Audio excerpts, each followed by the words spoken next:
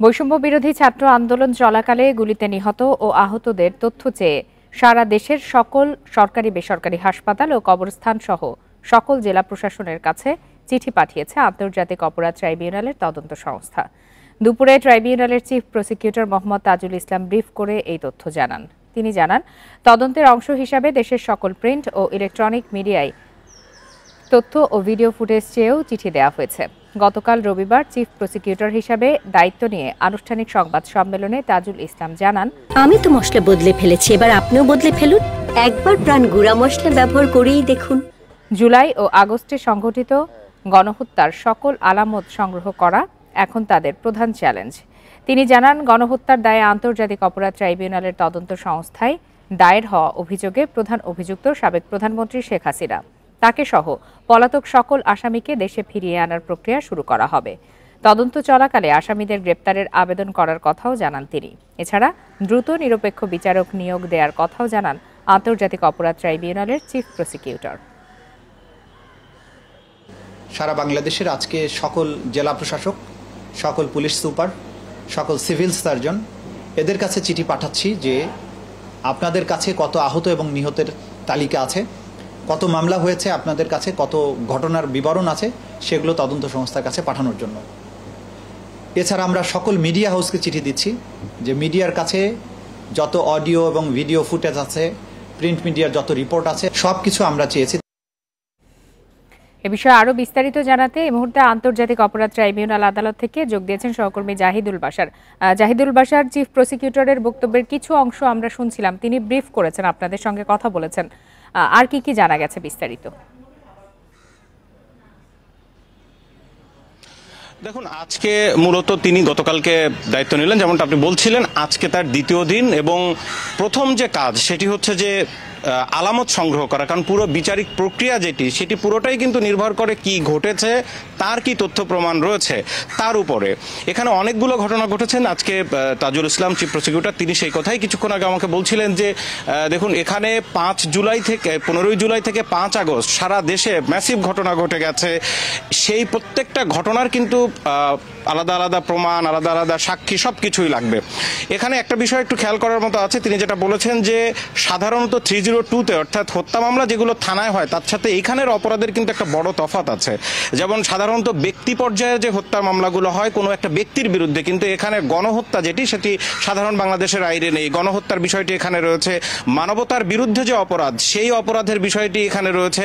সুতরাং একটা ভাস্ট বিষয়, অনেক বড় বিষয় এখন কাজ করবে এবং সেজন্যই আলাদা ট্রাইব্যুনাল করা হয়েছে। তো সেই হিসাবে তারা এরই মধ্যে আপনি যেমনটা খবরে বলছিলেন যে সারা দেশে ডিসি, এসপি, সিভিল সার্জন, কবরস্থানগুলোতেও কিন্তু চিঠি পাঠানো হয়েছে, বিভিন্ন কবরস্থানের কর্তৃপক্ষ যারা রয়েছে। কারণ বেওয়ারিশ লাশ 15 জুলাই থেকে 5 আগস্ট পর্যন্ত কোথায় কাদেরকে দাফন করা হয়েছে, কারণ এই সব তথ্যগুলো লাগবে। একই সাথে এটিও দরকার যারা সরাসরি গুলি করেছে তাদের যে নির্দেশদাতা, কোন পর্যায়ে নির্দেশগুলো বাস্তবায়ন হয়েছে, সব বিষয়গুলো এখানে আসবে। এখানে খুবই গুরুত্বপূর্ণ একটি বিষয়, সেটি মনে রাখতে হবে যে এই ট্রাইব্যুনালের যে সমস্ত সিদ্ধান্ত, সেই সিদ্ধান্তের বিরুদ্ধে কিন্তু হাইকোর্টে যাওয়ার কোনো সুযোগ নেই। সাধারণত আমরা যেটি দেখি যে বিচারিক আদালতে কোনো সিদ্ধান্ত হলে, কাউকে গ্রেপ্তার করলে তিনি আগাম জামিন নিতে বা কোনো জামিনের জন্য তিনি উচ্চ আদালতে, হাইকোর্টে যেতে পারেন। সংবিধান সংশোধন করে সংবিধানের 47-3 অনুচ্ছেদে কিন্তু এই বিষয়টি একেবারেই কঠোর করে দেওয়া হয়েছে। অর্থাৎ এখানকার কোনো সিদ্ধান্ত হাইকোর্টে যেয়ে তার থেকে প্রতিকার পাওয়া যাবে না। এখানের সিদ্ধান্ত এখানেই হবে, কারণ পুরো বিচারিক প্রক্রিয়াটি অনেক বড়, যেটি বিগত সরকার করে গেছে। এখন সেই ট্রাইব্যুনালেই কিন্তু এই সরকারের গুরুত্বপূর্ণ ব্যক্তি, সাবেক প্রধানমন্ত্রী সহ গুরুত্বপূর্ণ ব্যক্তিদের কিন্তু বিচারিক প্রক্রিয়া এগিয়ে চলার জন্য এরই মধ্যে চিফ প্রসিকিউটররা এবং অন্যান্য প্রসিকিউটর যারা রয়েছেন তারা কিন্তু কাজ শুরু করে দিয়েছেন।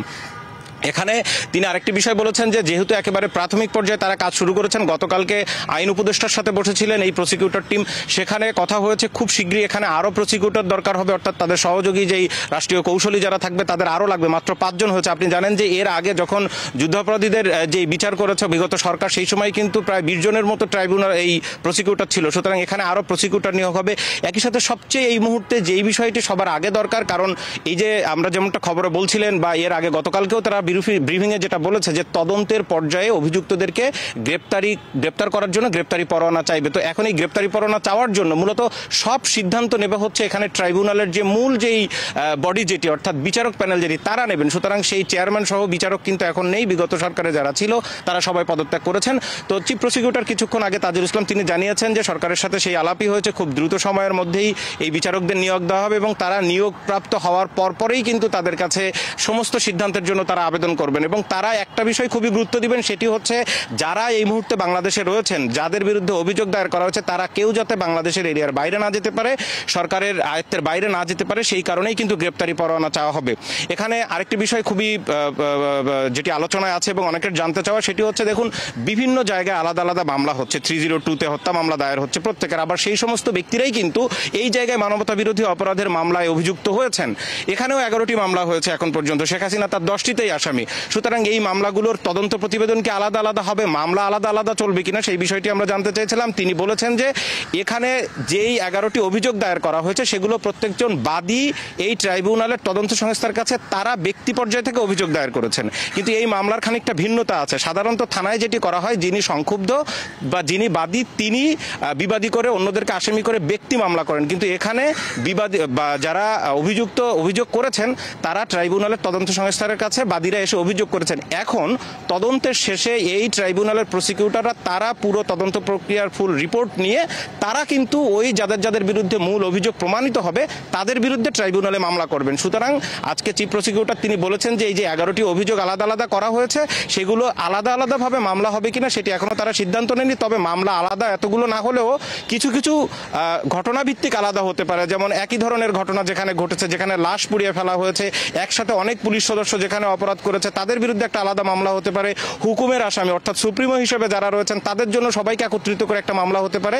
তবে সেটি 11টায় যেভাবে আলাদা আলাদা অভিযোগ হয়েছে সেই 11টা না হয়ে হয়তো কমে আসতে পারে, সেই বিষয়টি তিনি কিছুক্ষণ আগে আমাদেরকে বলেছেন। সহকর্মী জাহিদুল বাশার জানাচ্ছিলেন আন্তর্জাতিক অপরাধ ট্রাইব্যুনাল থেকে।